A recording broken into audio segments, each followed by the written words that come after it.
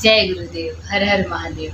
आज हम रुद्राक्ष के विषय में कुछ जानेंगे, क्योंकि हमारे पास रुद्राक्ष के लिए बहुत सारे लोग पूछते हैं कि रुद्राक्ष के बारे में हमें कुछ बताइए।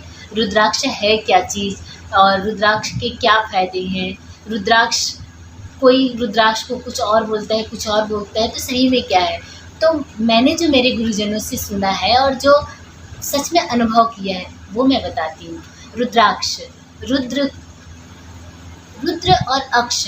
रुद्र यानी भगवान शिव के आंखों से जो एक अक्ष अश्रु के बूंद जहाँ पर गिरे, नेपाल में गिरे कैलाश से, जब माँ पार्वती अपने आप को यज्ञ में अपने आप को आहुति कर देती है, तो भगवान शिव बहुत दुखी होकर आंखों को बंद करते हैं। तो जब बंद करते हैं तो उनके आंखों से कुछ बूंदें धरती पे गिरी। एक तो नेपाल तराई क्षेत्र में कैलाश से जो बूंद गिरा वो, और कुछ इधर उधर आसपास में गिरे, तो नेपाल का सर्वश्रेष्ठ मानते हैं। तो रुद्र के आंखों से जो बूंद अक्ष धरती पे आके गिरा वो रुद्राक्ष का पेड़ बना, जो संसार में लोगों को कल्याण के लिए वो विशेष रूप से फायदा देता है। तो वो रुद्र के आंखों से अश्रु के रूप में आया है, रुद्र का अंश है, इसलिए वो स्वयं साक्षात रुद्राक्ष शिव जी का ही अंग मानते हैं, शिव जी के स्वरूप मानते हैं। उसमें सकारात्मक एनर्जी इतनी होती है, हर संकट को, हर बीमारी को, हर परेशानी को काटने में वो सक्षम होता है। और रुद्राक्ष के घर पे रहने से ही, उपस्थिति मात्र से, तो बाहरी उपद्रव तो खत्म ही हो जाता है। तो हम आज जिनको चाहिए हो, नेपाल में बहुत सारे पेड़ हैं, वहाँ से हम बहुत सारे रुद्राक्ष मंगाए हैं, और जिसे चाहिए हो वो हमें कांटेक्ट करिए।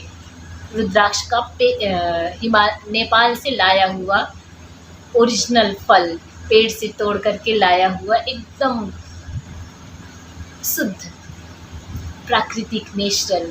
और उसके बाद में उस पे और सोने पे सुहागा क्या है, पशुपतिनाथ में उसका अभिषेक किया गया है, रुद्राभिषेक। वहाँ पर उसके दर्शन करा के, उनके पूजन करके यहाँ पर लाया गया है, और उसे में अभिषेक करके उसे सिद्ध किया गया है। उसके अलावा देखो, रुद्राक्ष भगवान शिव का प्रिय आभूषण है। ये अकाल मृत्यु को दूर करने वाला, दीर्घायु प्रदान करने वाला बहुत ही अच्छी चीज़ होती है ना। आभूषण है भगवान शिव का और समस्त साधु संतों का। और जहाँ पर ये जो गृहस्थ हैं, गृहस्थ लोगों के लिए रुद्राक्ष बहुत ही धर्म और काम को देने वाला है। उसी के साथ साथ सन्यासियों के लिए धर्म और मोक्ष को देने वाला है। रुद्राक्ष से हमें मोक्ष की प्राप्ति होती है। भगवान शिव मोक्ष के दाता हैं, तो हमें रुद्राक्ष से मोक्ष की भी प्राप्ति होती है। और घर में अगर सुख शांति ना हो, संतान ना हो, अगर कोई बच्चा ढंग से पढ़ाई नहीं कर पाता हो, जिसको स्मरण शक्ति कम हो, उसे हम 4 मुखी रुद्राक्ष देते हैं। दे के देखिए, पहन के देखिए, करके देखिए ना, प्रत्यक्ष लाभ मिलेगा। जो बच्चा डरता है, कांपता है, जो बहुत भय खाता है, उसे 5 मुखी दो।